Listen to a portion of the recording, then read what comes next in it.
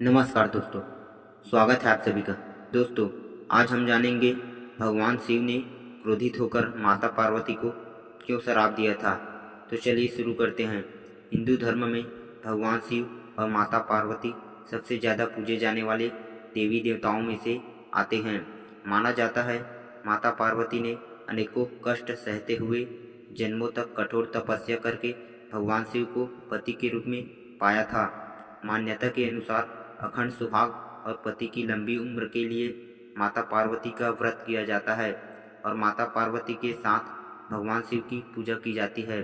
भगवान शिव और माता पार्वती की जोड़ी अगाध प्रेम का प्रतीक और आदर्श जोड़ी मानी जाती है। लेकिन एक बार भगवान शिव माता पार्वती से इतने ज़्यादा नाराज हो गए थे कि उन्होंने माता पार्वती को श्राप तक दे दिया था। आइए जानते हैं यह पौराणिक कथा।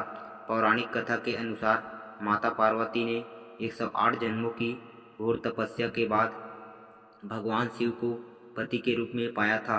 माँ पार्वती का भगवान शिव के प्रति अगाध प्रेम था।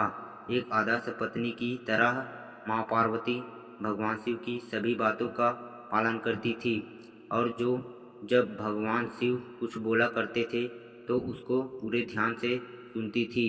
एक बार भगवान शिव माँ पार्वती को ब्रह्म ज्ञान देने के लिए सृष्टि की कथा सुना रहे थे। कथा सुनते सुनते माँ पार्वती किन्हीं दूसरे विचारों में खो गई।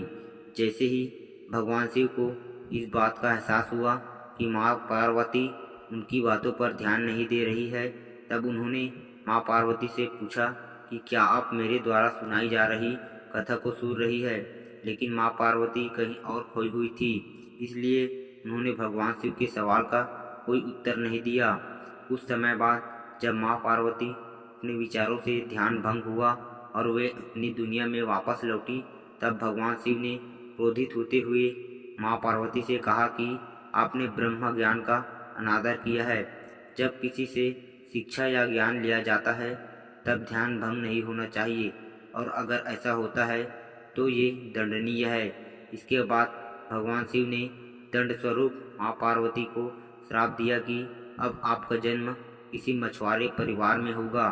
माँ पार्वती को अपनी गलती का एहसास हुआ, पर तब तक काफ़ी देर हो चुकी थी और भगवान शिव उनको श्राप दे चुके थे। अब दुख में डूबी माँ पार्वती मछुआरों के एक गांव में पहुंची। इस गांव के मुखिया की कोई संतान नहीं थी।